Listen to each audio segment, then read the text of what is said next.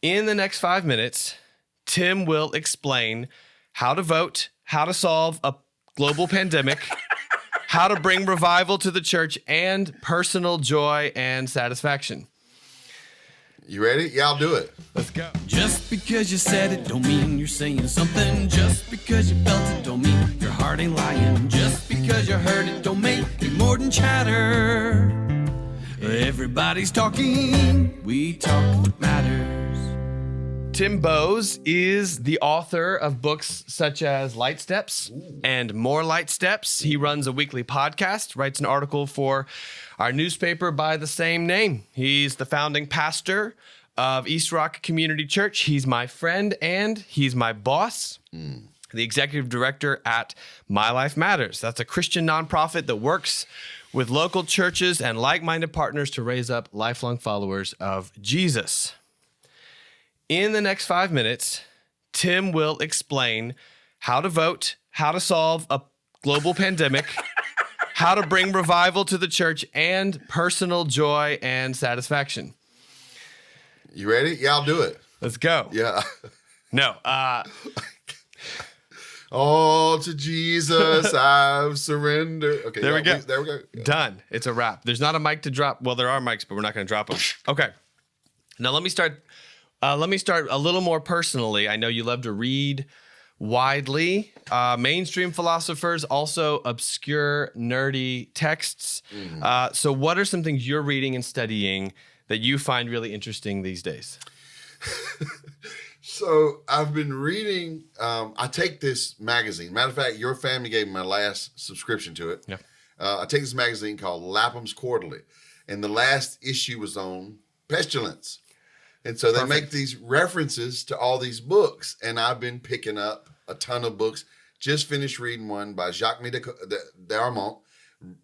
He died from the bubonic plague, but he had written That's down, a reference. If there's any reference, there it is. Yeah, he written down on, basically the English title would be Diseases and Regions. And that's what I just finished reading. There we go. Because, we're going through it. And I'm like, Yeah. what is some, what are some things you can learn through people who have really experienced this? Yeah. What have you learned? I mean, from that that moment in history that his perspective. Oh, gosh. You did not tell me about this. And now I'm caught being honest. So what I was really looking for is not like, what can we learn about the bubonic plague? What I was looking for is how people were looking at it ideologically, theologically, philosophically, as they were in the middle of it. Yeah. And the evidence is really showing up. He was a doctor, but the evidence shows up in how you talk about things. And what I've been learning is they were baffled and they were looking astrologically, physiologically, Yeah. and theologically. They were trying to find answers like, is this something from God? Did the stars warn us about this? What are we seeing as some common evidences in the physiological world? And it's Same thing. ecclesiastical in nature. Nothing new under the sun. Yeah. That's what I'm learning. Yeah, I've heard this mantra, nobody has ever faced anything like this, and that is just not true. It's not true. It's not true. Now, maybe we haven't faced things in this particular way. That's always true. I mean, every day I'm facing things I've never faced before. Every day.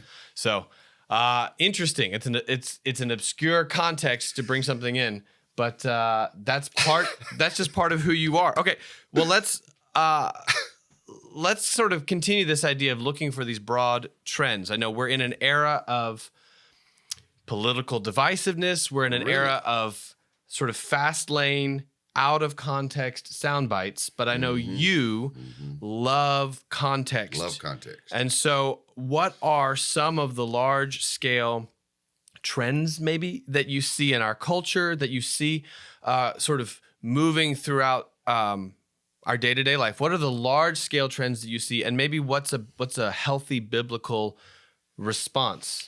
Yeah, so I've done two things really intentionally. I studied a lot about the 1820 and 1824 elections and just saw how people were rocked then.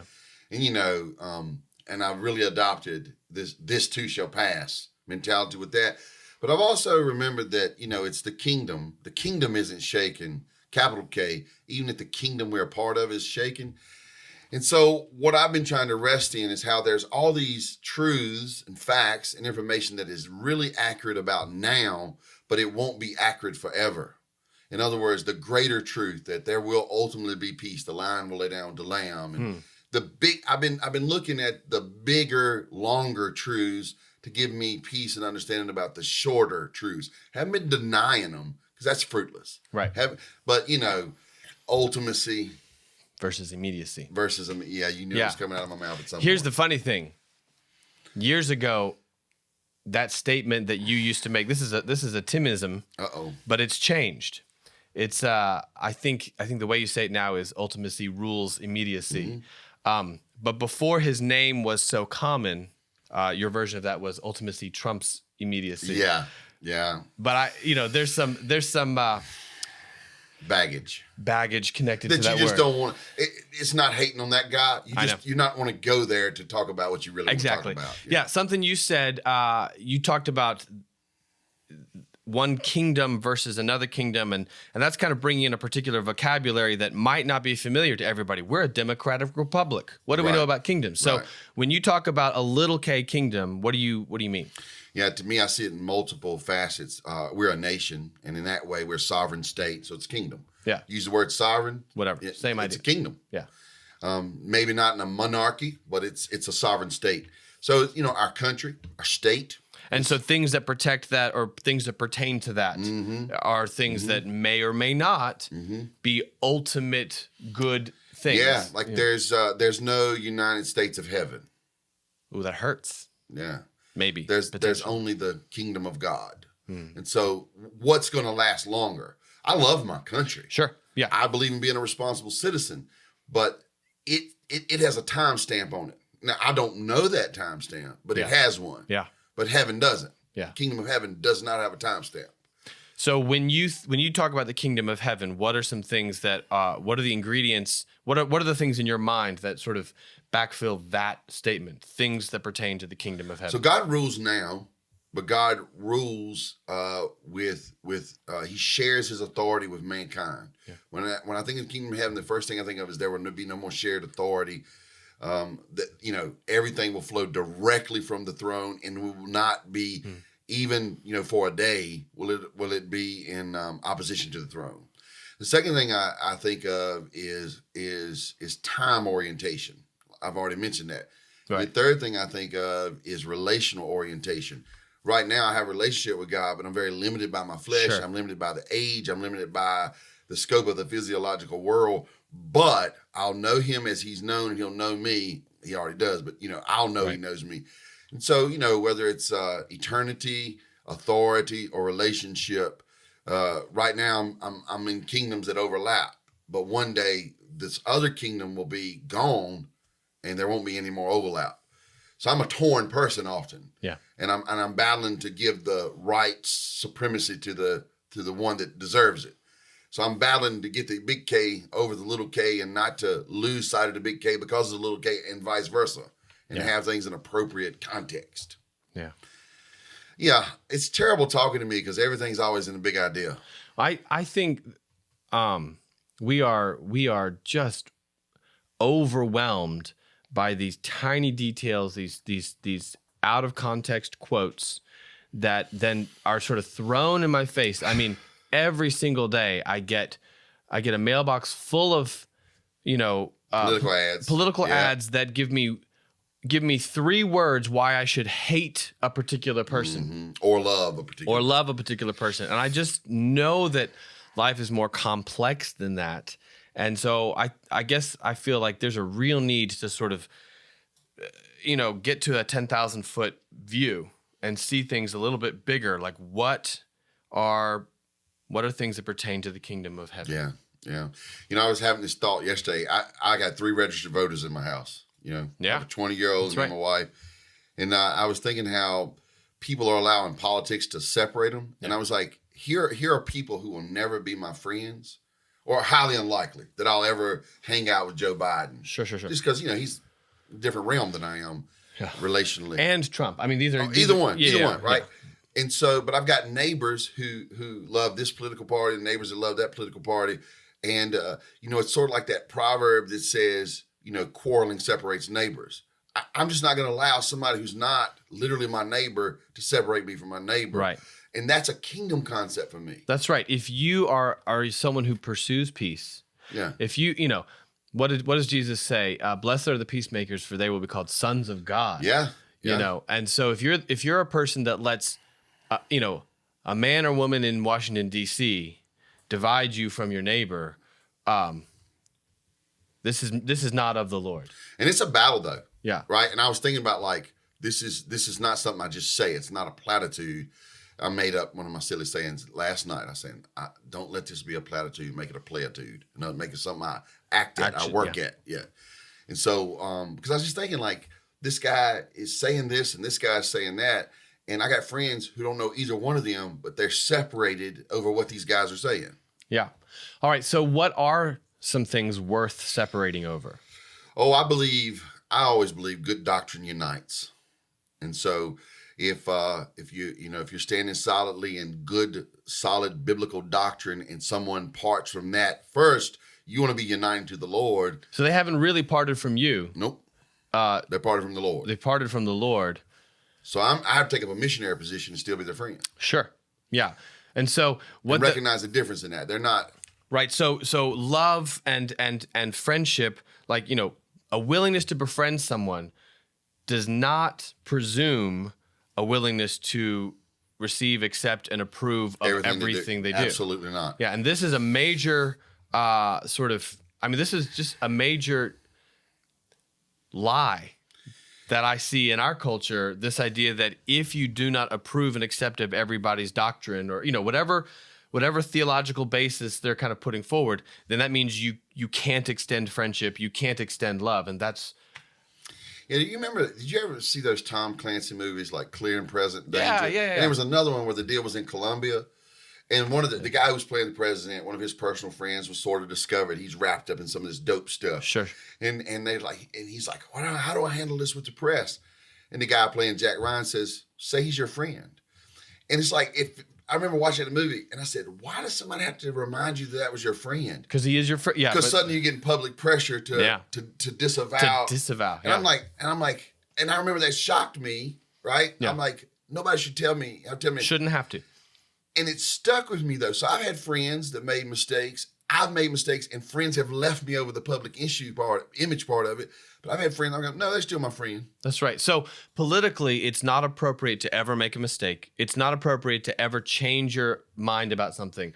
But in real life, in real relationship, if you don't grow, if you don't sometimes come to a new understanding of something, there's something wrong with you. Yeah. If you are frozen in time as a perfected creature, you are an imaginary human being. You're a character in a story. That's right. You're a person in a story who is not very believable. What do they call that? A caricature. Yeah, it's an archetype or a... No, where the character doesn't grow. There's a name. There's a name. It's a literary name for it, but the character doesn't change. That's right. It doesn't grow. He doesn't shift. Yeah. I heard some critique of one of the characters in the new Star Wars franchise is some of the characters grow and develop, but a couple of them from the opening scene to they're just... Yeah, I'm an expert on all things Star Wars. I was hoping that would trigger in my mind the name. Mandalorian come out today, I think, right? Oh, yeah. The new season. Yeah, I'm excited about that. I know that because of memes. That's right. And I would say if there's something that is worth informing the way we live our life, it's probably... The Mandalorian? It's probably memes. No, memes. Yeah. I was hoping it was The Mandalorian. No. Okay, let me just move to a couple other things. We both work with My Life Matters. We've been here for years and years. And over the years, this ministry has developed a really robust partnership with schools. Yes. And the expression, our mission is that we meet students right where they are. So for years, that has meant we meet students in the schools and on campus. Yep. But this year, our presence on campus is basically zero. Yeah, just about zero. 21 sites are down to 2. Yeah. So, in light of that, what is going on with the ministry of My Life Matters that you are excited about, prayerful about? You see the Lord at work. Yeah, there's one really huge one that you're more familiar with. You and Stephanie are more familiar than anybody else is. You know that God has blessed us during this season to really get at a lot of high schoolers. Yeah. Totally excited about that. What's funny is the effort's the same. It's just God is blessing us with a different result. The second thing is, I think we were being pushed to be creative. It's not like we were lazy, but we had this really cool groove, and we've been forced out of it. Yeah. And so we're failing a lot right now, but we're also trying a lot, and I think that's going to teach us a lot, and I'm really thankful for that. Yeah. I mean, we get told no at a far higher rate than we get told yes about trying things, but we're learning a lot. And then thirdly, I think we're learning to care for each other, because it really doesn't matter how anybody feels about the virus. There's a spectrum of feelings about it. We're learning to care about people where they are, not where we want them to be, because of it. Yeah. And I just see that affecting us in some really neat ways. Yeah. You know? So that's my top 3. And it's funny because I have them literally written in my gratitude book. I'm preaching on thankfulness this week. I was going to ask you. So I was making a thankfulness book this week, and that was the top 3. There we go. Well, I really just have a handful of questions, and then we'll see who is more proficient at Robo Fighting. Yeah. Robo Fighting. I hope it's me, because I've had a little bit of practice. But let me just hit you with a handful of questions. What's the last movie you watched? Oh, I don't know. Oh, okay. I don't know the name of it. I can tell you what it was about. It was a 2-part series. It was on Amazon Prime. It was about how Pope Pius, what was it, the 12th? It was one of the Piuses, handled the situation in Rome during World War II. It was just a mini-series. It's like they had to make it 2 parts. It was so long. Yeah. Yeah. But I don't remember the name of it. That's okay. What's the last song you chose to play? I know music's playing all the time, but what's the last? Wow. I see why you don't give these beforehand, because this is going to be, it was Merle Haggard. Reasons for Quitting. There we go. But now I got to tell the story. So I had a big drinking problem. And that song, when I didn't know the Lord, I was sick of myself. Yeah. And that song would play, and it would just really encourage me. You know, I was finding just a lot of reasons for quitting. And some days it's hard to remember why to stay quit. Yeah. Because you kind of want to run to those fleshly defenses. And so I was just like, man, I need some encouragement. Yeah. So sort of silly, but the Lord has worked through that. He's spoken to your spirit in the past, and yeah. But it's just an old country song. Yeah, but I like it. I was speaking to a volunteer yesterday, and helping him. I was doing interview style. I was helping him share his story with students, because he just hadn't been able to kind of get it out. Yeah. And his story includes a life in drugs and in gangs, and then in prison. And in prison, he met people who knew Jesus. Mm-hmm. And after about 8 years in prison, he was open to the Lord, and he surrendered to follow Jesus. And the last 5 years, 3, 4, 5 years have been the process of him putting his life together. So I kind of asked him about that, and he didn't give me a long answer, but what he did say is, every day is a struggle. Every day is hard work. Yep. Choosing to continue in some of these things that have been healthy, that have been putting his life together. But he said every day you got to decide those things. Yeah, they'll tell you if you've had addiction issues, you just have today.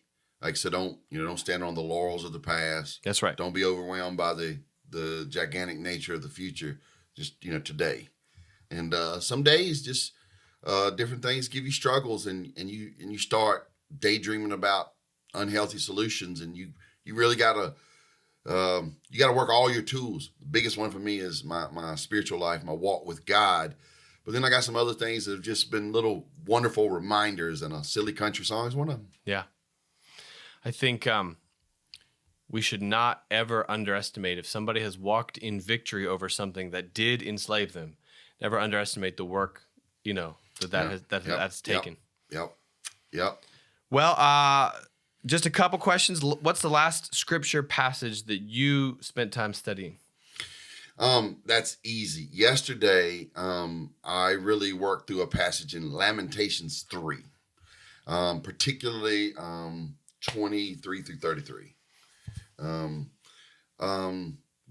But really, I had to go all the way back to 16. That's the preacher brain, man. So I had to get That's right. Let's get some context. Yeah. Yeah.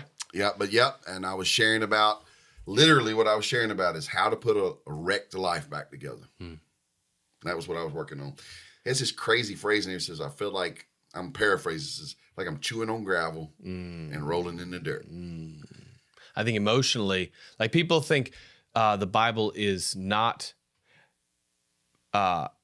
relevant, but has anyone ever emotionally felt like they're chewing on gravel and rolling in the dirt? Has anyone ever considered what would it take to put a wrecked life back together? Yeah, and that's one of that little thought is what I shared with some of the kids in our quick chapel last night. It's like you can feel like this just about a thing in your life, and you can get a thing that's really hopeless.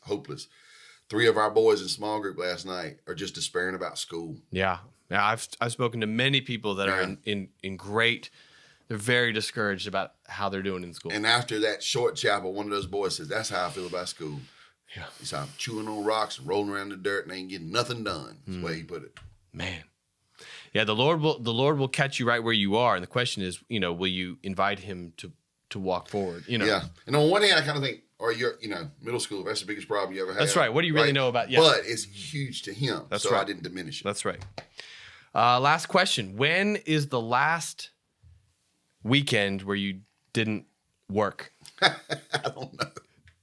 don't know. Do you think it's been a calendar year? Yeah, I'm sure. I just don't remember right now. I don't remember.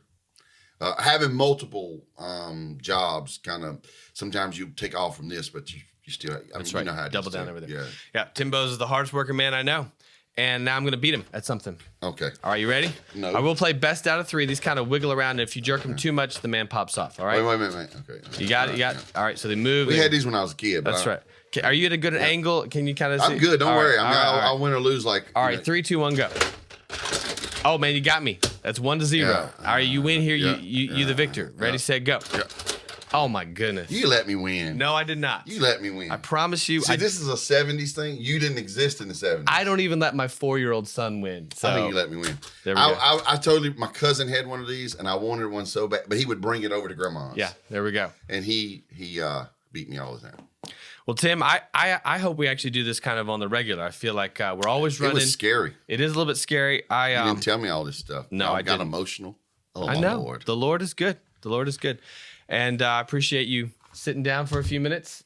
I feel like whenever I talk, it's usually a talk that matters. And this time we just happened to. Well, I don't know you to talk about much silly stuff. Yeah. As a compliment. What's the purpose? Yeah. What's the point? All right. Thank you. Bye. See you. Yes. Okay. Yeah.